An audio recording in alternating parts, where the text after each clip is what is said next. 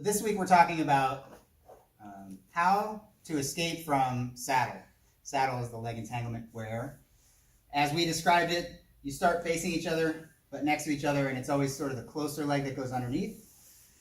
Closer leg goes underneath, then I'm going to put this together, fall to my side, and I'm trying to keep them on this side. So every time that we talked about composing this position, I emphasized how important it is that your nose and your knees are facing the person, and that your feet are facing the other way. That basically that you're twisting and controlling this leg to keep him on his, in this case, his right side, but keeping him on his side so that he can't roll away, because away is the good thing for him.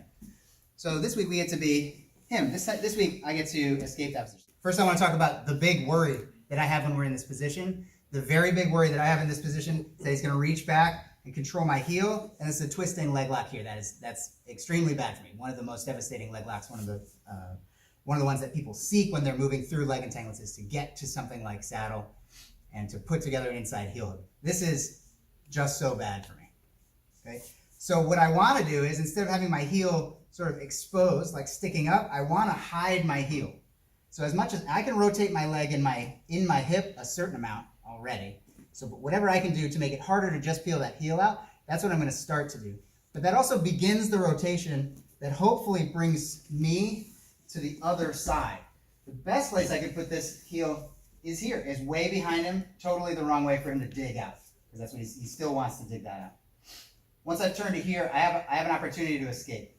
But I want to emphasize this turn, because it's actually pretty hard for this person to stop if I do it right. Start with your heel. Start by rotating your heel to hide it against his ribs instead of poking out. So hide this here and then rotate. I can actually use my femur against his femur to sort of to turn him over. I actually have some power here too, even though he's going to do everything he can to keep me on my side. If any of the ingredients that he could include to keep me on my side are missing and make it easy enough to do, this has to be my number one, is hide your heel no matter what, but also turn over if you can.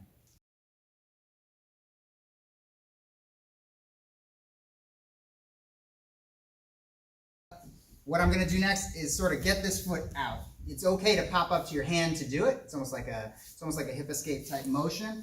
I'm doing this to bring the foot around, and I'm going to put it right against his hamstring right here. So I've turned to this side, and now I'm going to, you can put your thumb right in here, that's going to help too. But I put my foot on his hamstring, and I turn around, and then I'm going to turn back to face him, only because I'm not going to turn my back for too long. But that is the whole escape. It's a turning escape, turning, running escape.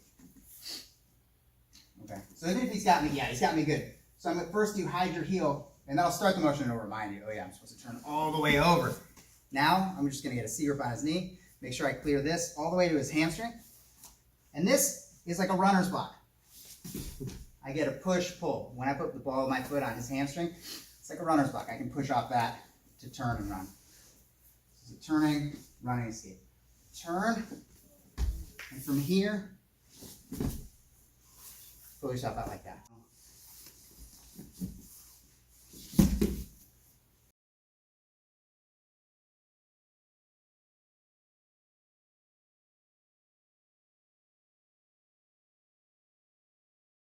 Another escape option we have in addition to turning away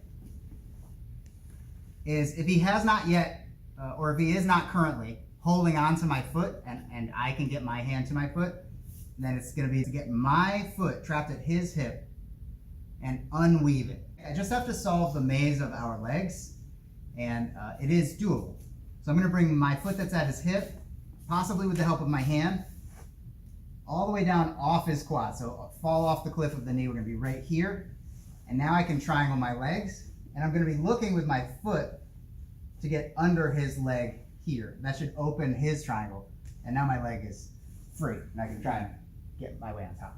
So to unweave my legs, you know, if this is in his evil clutches somehow, then this is not the escape. But if he is not manually controlling my foot right now, only the leg entanglement, it's going to be to bring my foot this way. Some people can do it without their hand. I'm going to use my hand. I need it. So bring it over here. It has fallen off the cliff of his knee, sort of on the shin now. I can triangle my legs, and I can look now with my foot to get underneath his latching leg. So he had a triangle. I'm looking for that latch to open it. So again, from here, if I'm trying to unweave my legs and sort of solve the maze of our legs, get my foot, I'm going to bring it all the way off the quad.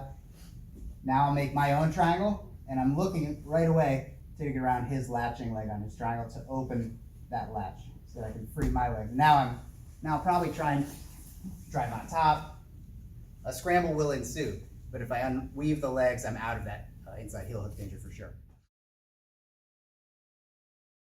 The good news about this escape is it's something I can give to you to use even when double trouble is a factor. So even when he's controlling my other leg, if I can get this one in and kind of dig my way through, then it's actually a way to unweave anyway his primary controlled leg. So one more time. He's got this and double trouble when we get here. I have this ability to bring this in here. I'm going to fight my way kind of through the lock of his legs here and hopefully get my leg out or drive on top. But I'm saving my primary leg. That leg that he has primary control on, the inside heel hook would be just devastating. So that's the one I'm mostly concerned about. This gets that leg free. Okay. A couple things can come up when you're going for this move where I'm unweaving the legs. One is inflexibility. If I just can't bring it far enough down the leg that it falls off the knee, which is imperative. I'm not going to get out. I can't unweave the legs if I'm still on them. So I do need to get all the way through there. You can, I'm using my cross hand to pull my foot. My left hand is pulling my right foot. I can use the other hand to push this, right? So right through the hole here, I can push that knee. Now I'll fall in. So that's helpful, just so you know. If you don't have the hip flexibility to bend, like I said, I've seen people who can just put their foot in there, and that's not me. I need a hand. And if you need more than a hand, maybe it's the other hand. Just push his knee so that it opens. Now you can fall into that space. Okay. Problem number 2 that I'm seeing people run into is if the person who has saddle isn't biting their triangle, isn't bending their legs, like if he bends his legs, then it's easier to go around this and find it and free my leg. If his leg instead was, legs were straight instead, a little more, I'm not going to get my foot over that. I just don't bend that way. There's kind of no way. So you could go back to trusting your hand for this and start working your feet as you needed to get under there. You can see it, so now maybe you can go find it with your foot. So this is the safest place for me to put my foot, but if I'm close to escaping, he's probably worrying about other things in that moment anyway. You could take this off if you have your hand protecting your foot and then go attack this. So one more time.